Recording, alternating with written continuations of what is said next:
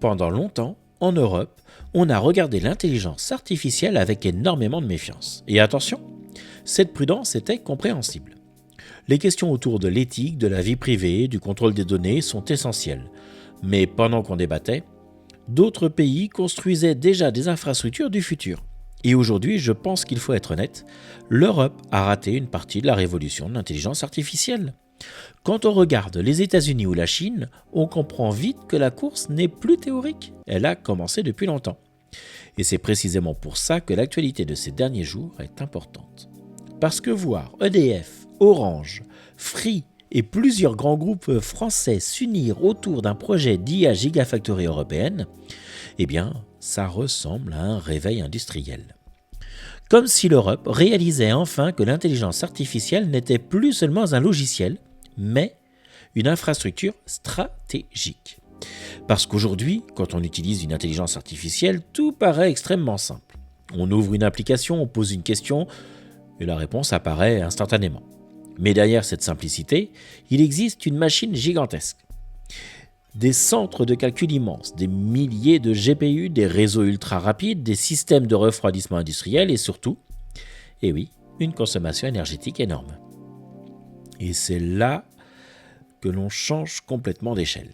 Aujourd'hui, certains centres d'intelligence artificielle utilisent déjà plus de 100 000 GPU fonctionnant ensemble. Pour vous donner une idée, un seul GPU NVIDIA H100 peut coûter entre 25 et 40 000 $, consommer jusqu'à 700 watts à lui seul. Alors imaginez maintenant des dizaines de milliers de processeurs fonctionnant 24 heures sur 24 dans le même bâtiment. On parle ici de milliards de dollars d'infrastructures et de besoins énergétiques gigantesques. Microsoft aurait même consommé plus de 6 milliards de litres d'eau sur une année récente, notamment à cause du refroidissement lié à l'intelligence artificielle. Et plus je regarde cette évolution, plus j'ai l'impression que l'intelligence artificielle quitte le monde du logiciel pour entrer dans celui des infrastructures stratégiques mondiales. Parce que ces infrastructures existent déjà ailleurs. Les États-Unis ont pris une avance gigantesque. Le projet Stargate, porté par OpenAI, Oracle et SoftBank, pourrait représenter jusqu'à 500 milliards de dollars d'investissement. Oui, 500 milliards.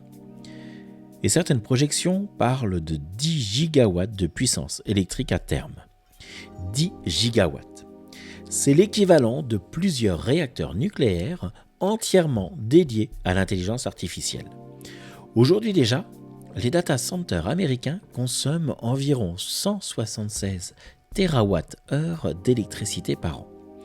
Et certaines projections estiment qu'ils pourraient représenter jusqu'à 20% de la consommation électrique américaine d'ici 2030. Pendant ce temps, la Chine accélère elle aussi massivement. Le pays viserait plus de 60 gigawatts de capacité data center d'ici 2030. Et sa consommation énergétique, liée au centre de données, pourrait atteindre environ 277 TWh. Quand on regarde tout ça avec un peu de recul, on comprend immédiatement le problème européen. Parce que derrière une immense partie des IA utilisées aujourd'hui en Europe, on retrouve des GPU américains, des clouds américains et des infrastructures étrangères. Et cette dépendance devient stratégique. Parce que l'intelligence artificielle entre désormais partout, dans l'industrie, la santé, la recherche, la cybersécurité, mais aussi les télécommunications et même la défense. Et plus cette dépendance augmente, plus la question de souveraineté devient importante. Mais ce projet français montre peut-être une chose. L'Europe commence enfin à comprendre qu'elle ne peut plus simplement utiliser les technologies des autres, elle doit aussi posséder ses centres de calcul, ses réseaux, son cloud et ses infrastructures énergétiques. Parce qu'au fond, une IA Gigafactory, ce n'est pas seulement un immense data center, c'est peut-être le symbole d'un monde où l'intelligence artificielle devient une nouvelle forme de puissance industrielle. Je pense que nous sommes seulement au début.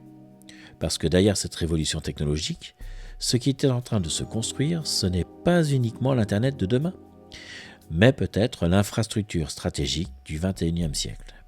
Alors, la vraie question maintenant, c'est peut-être de savoir si l'Europe peut encore rattraper son retard avant de devenir totalement dépendante des autres puissances technologiques. En tout cas, je serais vraiment curieux d'avoir votre avis. Est-ce que vous pensez que l'Europe peut encore revenir dans la course de l'intelligence artificielle? Ou est-ce qu'au contraire, les États-Unis et la Chine ont déjà pris une avance impossible à rattraper? Dites-le moi en commentaire, et si cet épisode vous a plu, n'hésitez pas à le partager, le liker, et bien sûr, à vous abonner à Vision Tech.